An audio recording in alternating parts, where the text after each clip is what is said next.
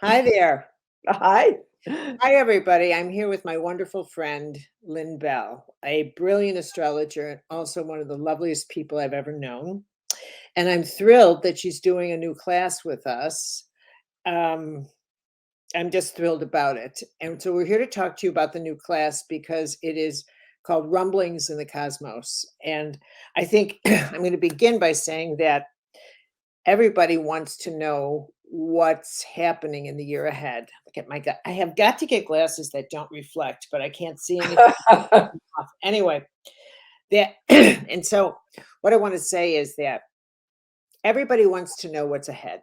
Everybody. It's just Mm, archetypal. Everybody wants to anticipate what's coming in the year ahead. That's just in our blood and bones. It's in our blood and bones. But I think what's very challenging, and you could speak more about this than me, mm, is that the influence of the subtle world is the most difficult to grapple with. How do planets influence life here? How is that possible? Because we think in terms of large and distance. And so if it's out there, how can it possibly influence my life? And I've always said to people, shrink the galaxy to the size of the palm of your hand. And you can just begin to imagine that that little movement is in fact influencing everything. I find the same challenge when I teach archetypes, that archetypal patterns. Where are they? So, how can they possibly be a governing force in my behavior? But in fact, what I've come to discover is that the subtle world is the most influential. So, I mm. think we'll start with describing the class ahead because it's so delicious. Right.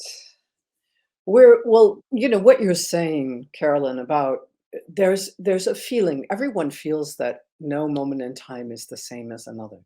Okay. We know we feel very differently about this year. Like, for example, in Paris, 1 million people turned out for New Year's Eve on the Champs-Elysees. There's 2.1 million people in Paris.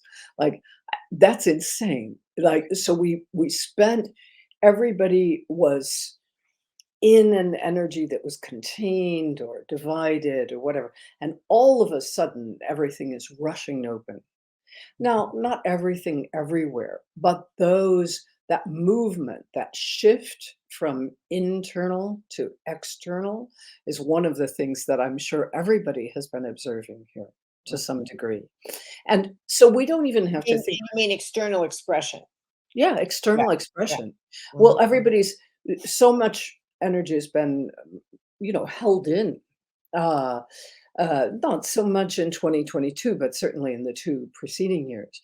And so one of the things is when you open up the system of controls, you can just think about it. This is described by the cosmos because Saturn, for example, who has been in the signs that it traditionally rules, which gives Saturn is the planet of limits, right? So it's had great power over our lives. And it's going to step into Pisces, which is a sign that has everything to do about fluidity, about mutability, in fact. And the idea of mutability is it's time for a change. Like the model of astrology, the model of the cosmos that astrologers use is a philosophical model. And it Mhm. says there is a moment where everything is held in place. And then there's a moment where everything is moving back and forth between different forms. So we could say that that's the time we're stepping into, is we're moving back and forth between different forms, and of the forms that arise, some of them will end up taking, but we don't really know which ones yet. And one of the things that's extraordinary is that we participate in that process. Mhm, mhm. You know what? You can see the setting for this. You can see it in our Congress. You can see it in the war in Ukraine and Russia. You Yeah. can see that the world has set the stage Mm, for changing the containers yeah, that that's we right. have been in.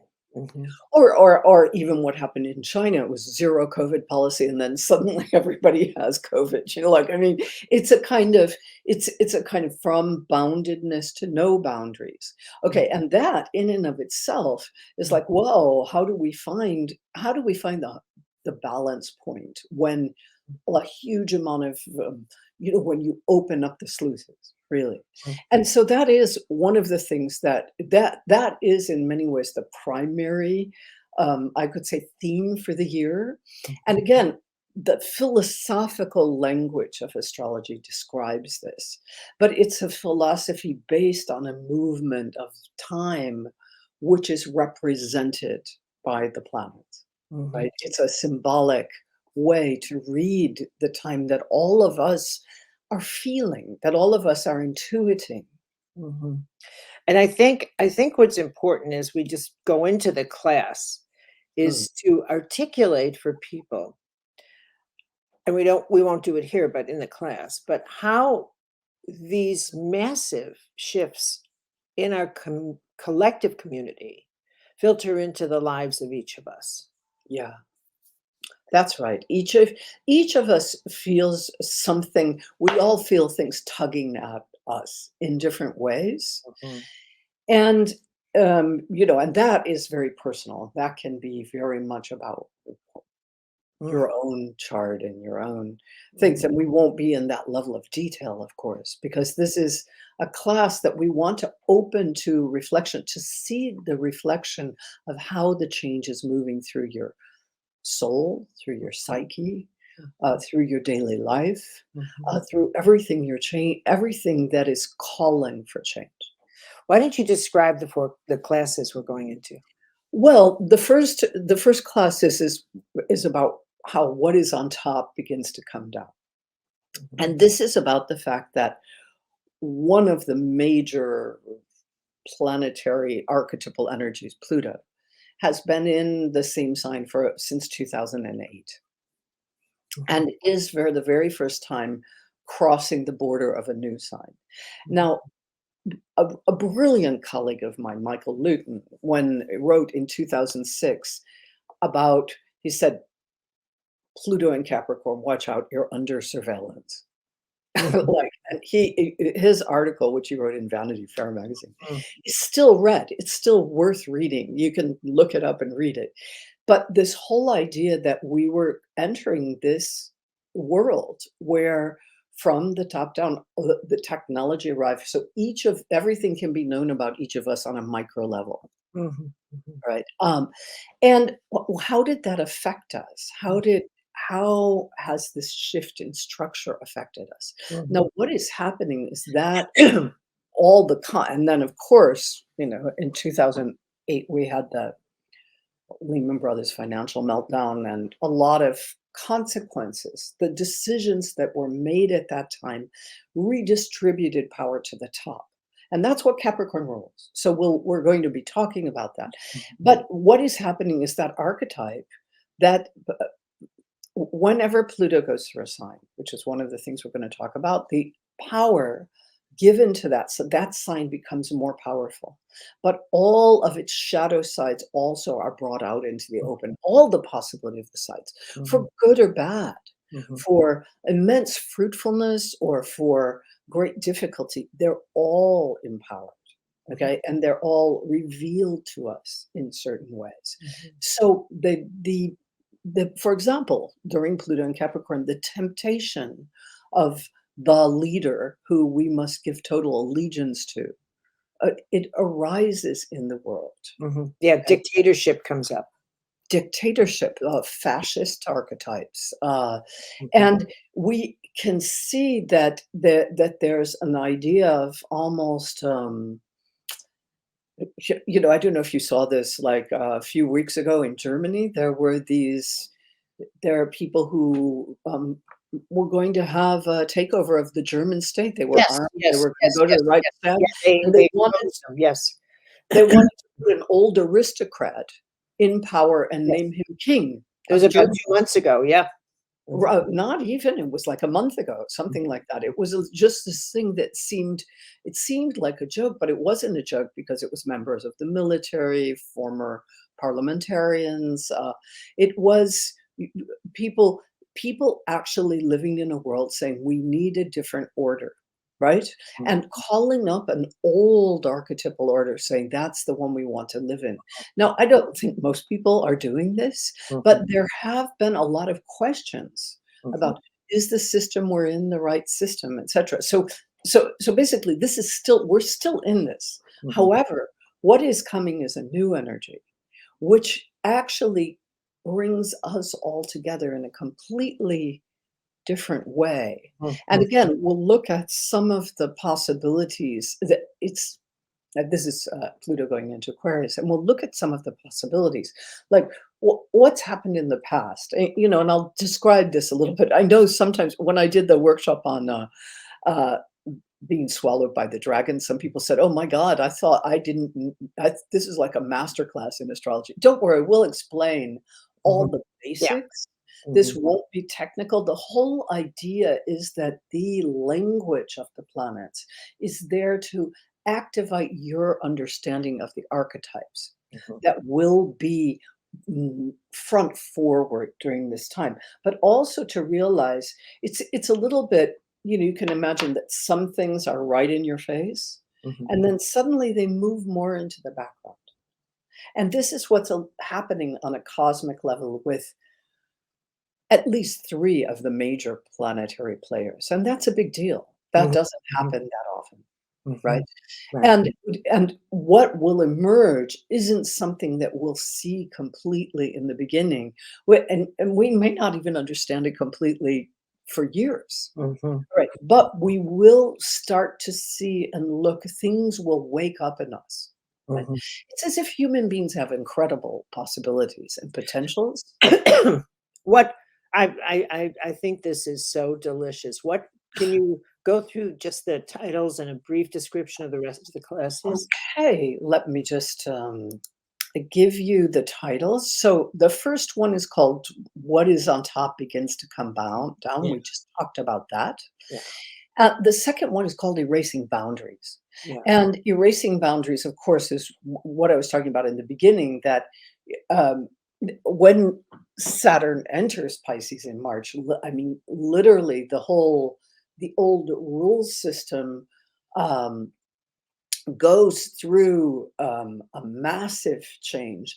And we can feel joy, exaltation, but we can also feel um, some fear Absolutely terror.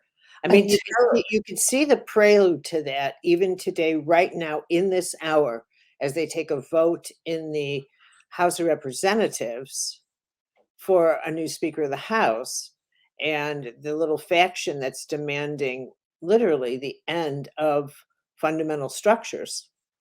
So, And and the guy and the main candidate is willing to say yes to all yes, of that yes, just to get the post, yes, which is pretty crazy. right. Like, I mean, willing to do anything. But the You're like, scene is set for all of the constructs of our House of Representatives to come tumbling down. So, well, it could become extremely chaotic, I mean, it could become more like Italy, yeah, right? yeah, With, like, with without the spoiler. pasta. Well, and it's the spoiler parties that brought down a functioning government and ended up with an extreme right. Right. So yeah, that this can be very scary. Mhm. There are other things that we're seeing is like the rise of scapegoating and of singling out a particular group, like certain people who are very powerful in the popular imagination or in influence, who are anti-Semitic, for example, Right, right. and promoting theories, old theories that have seized the human mind, saying it's all the fault of these people, right? All So, the fault of the migrants that trying to make it over the border or for what's example, or I mean, I don't even want to necessarily state those theories out loud, because who knows when your words are taken out of context. But the thing is that the it is up to us to find in to not be taken over by a kind of collective wave that brings us some, it's like people pouring out onto a football field and, beating up at the opposing player. And then people say, how did that happen? I didn't mean to do that. Mhm, Right. mhm. Right. Like, so there is an energy like that, but there's also that same energy can be used for something extraordinary, for it to bring incredible, um, to bring dreams into being and to Being bring inventive grace into and being. creativity. Yeah. What's the Yeah. third class? Well, the third class is called All for One and One for All. The whole is in the one, and the one is in the whole. You heard me quoting the Three Yeah. Musketeers there. But it really is talking about this new archetypal energy of Pluto and Aquarius, and how actually our connections begin to be renewed. The Mm, way we connect to other people socially, the way we identify as individuals, um, it actually is a call for our humanity, and a call for a kind of togetherness or brotherhood, or I don't know, what do we say now, Carolyn? I don't know, theyhood, I don't know what we say. What's the fourth class? I to call for a kind of camaraderie, a kind of recognition of the thou, I Mhm, would say, mhm. but the thou in in a larger sense. I mean, it's easy for all of us, I think, to have that, for you and I to see each other as a thou. But is it easy for us to go out in the neighborhood and still see that? But I think that from a different perspective, and then we have to kind of rush along through the other classes, but from a different perspective, I think we are breaking we're in the foothills of breaking through the forms we're in our sexual forms, our body, and moving into being able to see human beings as human beings, Yeah, whether regardless of race, regardless of sex, regardless of anything. This is also part of it. We will not live to harvest the benefit of this because it's going to take time, and but these being limited by the forms that have commanded our vision right. are what is coming down. What's the next class? The next class is called, and the last class is called Carrying the Divine. Right. And it is as what we have to choose is what we bring with us, no matter what is changing, no matter what's happening. What is the thing that's the most important? Like there is a huge call to sorting out our values. Mhm, Okay. To mhm, sorting out what's precious. mhm, So you imagine what happens when all of a sudden it's an emergency situation. What is what you reach for? mhm. And Precisely. that is extremely important. Like, what is it we I'm calling it carrying the divine, but we could call it other things, Mhm, right? mhm, mhm. You know what I love about classes like this, and I genuinely love it, is that it has the potential to inspire people to see their connection to all that's happening in the world and Mhm. to understand how powerful a role, excuse me, they play in their own life as these energies filter in small and large ways to what's happening as the containers of their own life begin to shift, as they are called to see someone differently. They may not realize this is also part of what is happening, but it is. Yeah, it is. Well, I think, everyone we've been in a process. We've been in a collective process in a way that hasn't happened in a very long time, If ever, if ever. ever. We've been, living some like a great majority of people on the planet have been living a kind of stop, a stop Right. point. So when suddenly you release the stop and you say go, all Mhm. right, what happens? Mm, That's really what we're going to be talking about. And right. it's all about the inner work that goes with that stop and go. Mhm. Uh, and do we want it to go back to the way it was? But we know that it won't. And we can't. Yeah, I mean, because evolution it doesn't only go moves backwards. forward. Yeah. So, We can't put a king on the throne of Germany, Right, precisely. like we can't.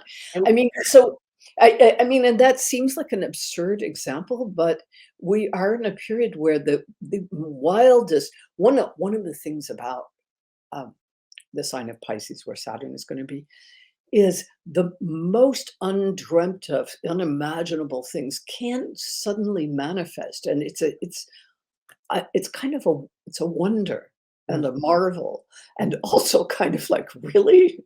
So we'll be looking at all of that. so, I mean, to me, it's like it's the possibility of different kinds of thinking emerging. Like this is a possible solution to climate change, to the way people have been contained by the polarity of problem solution, and they've only gone to the same solutions that are dead ends.